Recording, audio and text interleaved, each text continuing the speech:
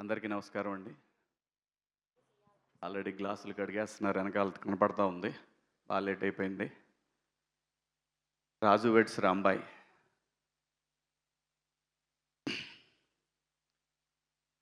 డెఫినెట్గా ఈ సినిమా ప్రతి ఒక్కళ్ళని ఆలోచింపజేస్తని బలంగా నమ్ముతున్నానండి. రియల్ కథలు రియలిస్టిక్గా తీసి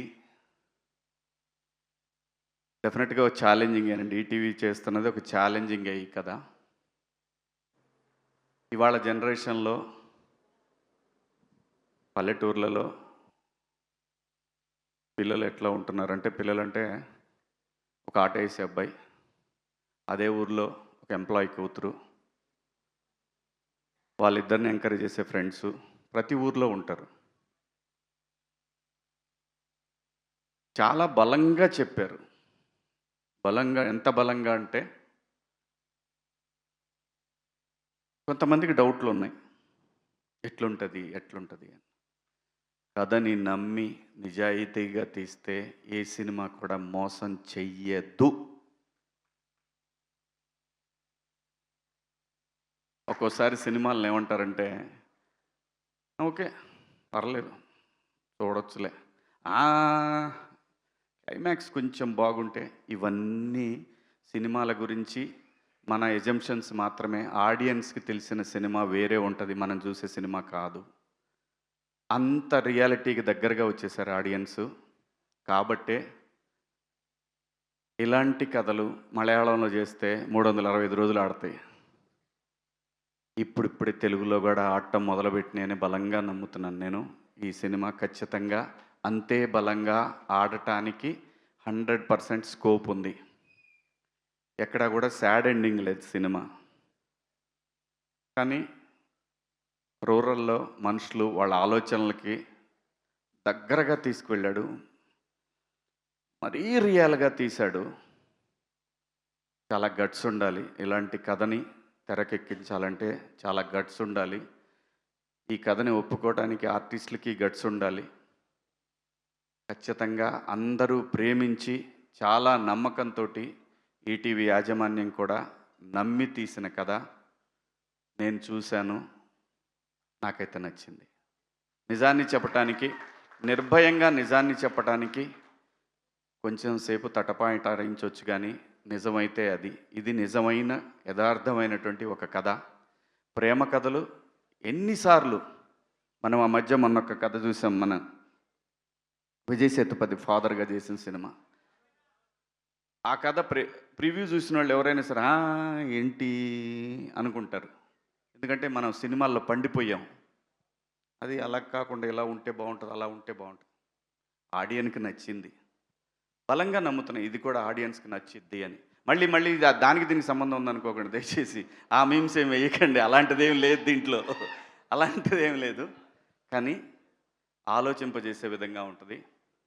కామెడీ ఉంది, మంచి పాటలు ఉన్నాయి, సురేష్ బొబ్బిలి గారి పాటలు, రూటెడ్ సాంగ్స్, మంచి మెలోడీ సాంగ్స్ ఉన్నాయి. ఇద్దరు బాగా చేశారు, హీరో హీరోయిన్ ఇద్దరు బాగా చేశారు. చైతన్య గారు కూడా చాలా బాగా చేశారు. మా బావ ఒక సీన్ చాలా బాగా చేశాడు, అది రిలీజ్ అయిన తర్వాత చెప్తా, మీకే తెలుస్తుంది మా బావ చేసిన సీన్ కూడా. అనితా చౌదరి గారు అయితే అసలు ఎరగొట్టేశారు, ఇద్దరు వైఫ్ అండ్ హస్బెండ్ వాళ్ళిద్దరు. అమ్మ మీరు హీరోయిన్ మదర్గా చేశారు కదా, చాలా బాగా చేశారు. మార్తాండ కూడా బాగా చేశాడు. లాస్ట్ సినిమా నేను అంటుంది డైరెక్షన్. అందరూ బాగా చేశారండి ఈ సినిమాలో, వాళ్ళ పాత్రలకు తగ్గట్టు అందరూ చాలా బాగా చేశారు. మిట్టపల్లి సురేందర్ గారు నా ఫేవరెట్ రైటర్. ఎన్ని పాటలు రాశారు, ఎన్ని పాటలు పాడారు. అవి ఉద్యమ సాంగ్స్ కావచ్చు, గొప్ప గొప్ప డివైన్ సాంగ్స్ కావచ్చు, మంచి సాంగ్స్, ఎన్ని సాంగ్స్. అలాగే ఈ సినిమాలో రాంబాయ్ సాంగు, నిజంగా ఇదే సాంగ్ గనక ఇంకా పెద్ద హీరోకైతే ఎక్కడ పోయేదో, మిలియన్స్. ఇప్పుడు కూడా దానికేం తీసిపోయే విధంగా కాదు. ఈటీవీకి ఒక బ్రాండ్ ఉంది కాబట్టి ఆ బ్రాండ్కి తగ్గట్టు ఖచ్చితంగా ఈ సాంగ్ చాలా రీచ్ అయింది. మనం కోర్టులో సాంగ్ చూసాం కదా, దానిలాగానే ఈ సాంగ్ కూడా బాగా వెళ్తూ ఉంది. డెఫినెట్గా ఎల్లుండి ఖచ్చితంగా చాలా పెద్ద సినిమా అయిద్దని బలంగా నమ్ముతున్నాను. తప్పకుండా చూడండి. మంచి లవ్ స్టోరీ ఇది. ఇలాంటి సినిమాలు, నిజమైన మట్టి కథలు ముందు ముందు మనందరం చూడాలి అని అనుకుంటే మాత్రం ఇలాంటి సినిమాలను ఎంకరేజ్ చేయండి. నిజమైన ప్రేమను బతికించండి. అలాగే ఈటీవీ సాయి గారు కానివ్వండి, నితిన్ గారు కానివ్వండి. ఈ నితిన్ గారు అయితే ఎంత ప్రేమించాడంటే ఈ సినిమాని. ఏమంటే మా అంటే నేను ఇంకో సినిమా చేస్తున్నాను. వీళ్ళ బ్యానరే, నా సొంత ప్రొడక్షన్లో వీళ్ళ కథే. ఏమండి ఒకసారి రికార్డింగ్స్ సార్, మనది మిక్సింగ్ జరుగుతుంది సార్, రాజు వెట్స్ రాంబాయ్. ఇదేంటండి, అది కూడా మీ సినిమానే కదా.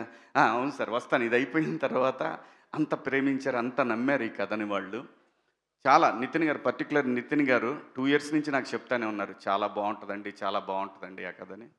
సో రేపు 21 అందరూ దయచేసి థియేటర్లో కలుద్దాం. దాని తర్వాత వీళ్ళు పిలవకపోతే మన ఇద్దరం సపరేట్ చేసుకుందాం. ఓకే, థ్యాంక్ యూ అందరికీ. Good night. Thank you. నమస్తే అండి. థ్యాంక్ యూ శివాజీ గారు. Thank you so much.